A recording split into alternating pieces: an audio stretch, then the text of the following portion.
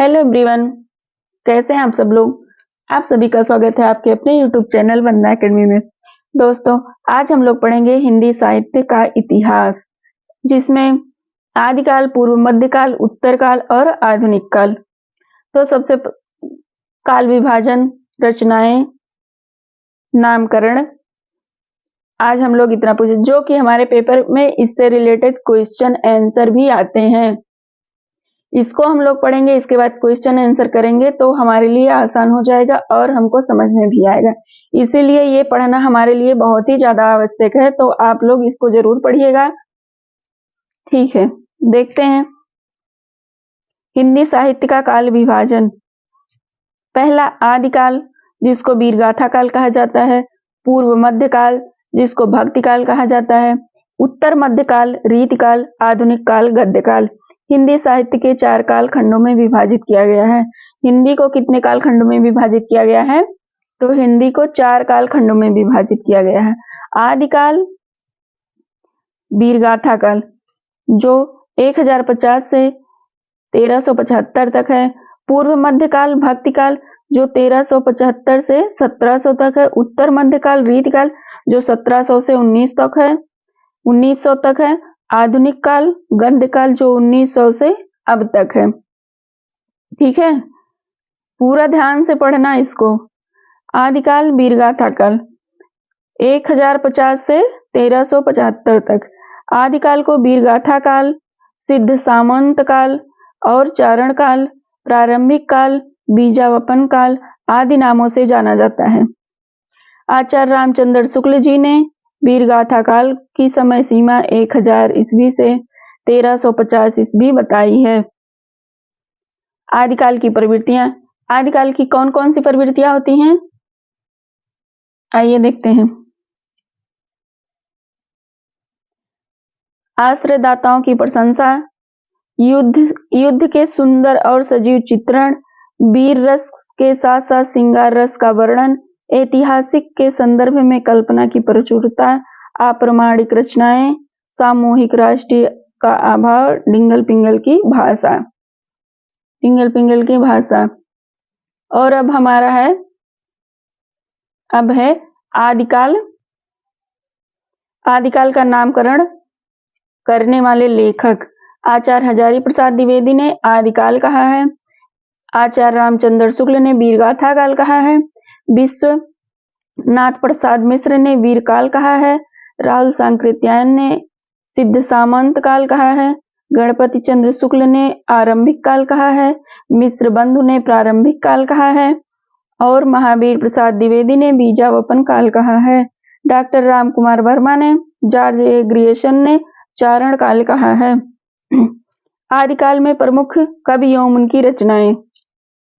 आदिकाल के प्रमुख कवि एवं उनकी रचनाएं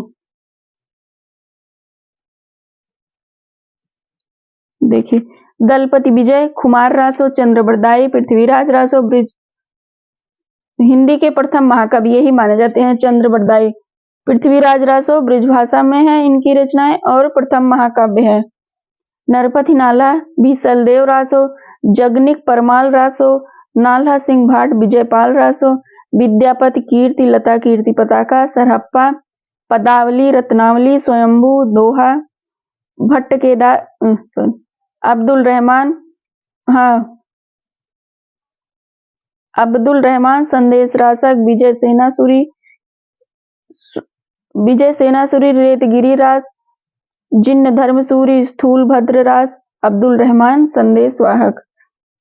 ये मेरा अपना खुद का नोट्स है और मैं यही आप लोगों को बता रही हूँ, क्योंकि मैंने भी यही पढ़ा हुआ है, तो मैं आप लोगों को भी यही पढ़ा रही हूँ। अगर इसको पढ़ोगे, इसके बाद क्वेश्चन आंसर करोगे तो समझ में आएगा, तो जरूर समझ में आएगा क्वेश्चन आंसर, और उसको कर भी लोगे। एक दो बार इसको पढ़ोगे, फिर इसके बाद क्वेश्चन आंसर करोगे तो समझ में आएगा। और अब पढ़ेंगे पूर्व मध्यकाल, भक्तिकाल, जिसको 1375 से 1700 तक माना जाता है। 1375 से 1700 तक माना जाता है। भक्ति शब्द की व्युत्पत्ति भज धातु से हुई है। भक्ति शब्द की व्युत्पत्ति किससे हुई है? भज धातु से हुई है। भक्ति शब्द का सर्वप्रथम उल्लेख श्वेतेश्वर उपनिषद से मिलता है। भक्ति सूत्र आदि प्रेरणा नारद मुनि माने जाते हैं। हिंदी साहित्य में भक्ति आंदोलन का प्रथम दक्षिण में आलावार भक्तों की परंपरा से हुआ है। इन आलावार भक्तों की संख्या 12 मानी जाती है। 12 आलावार भक्तों में प्रथम नवलवार षष्ठकोप माने जाते हैं, जबकि महिला भक्तों में आंडला का नाम प्रमुख है, जिन्हें दक्षिण भारत की मीरा के नाम से जाना जाता है। 12 आलावारों संतों के नाम षष्ठकोश, भूतयोगी, महदयोगी, भ्रांतयोगी, भक्तिसार, रासयोगी, मधुर कवि, कुलशेख, गोदा भक्ति, तमिल आंडला भक्ति, भक्तंद्रेव, मुनिवाहन, परकाल।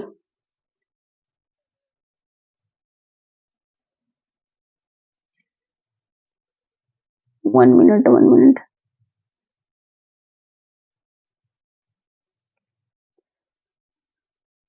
भक्ति के आद्य आचार्य रामचंद्र माने जाते हैं।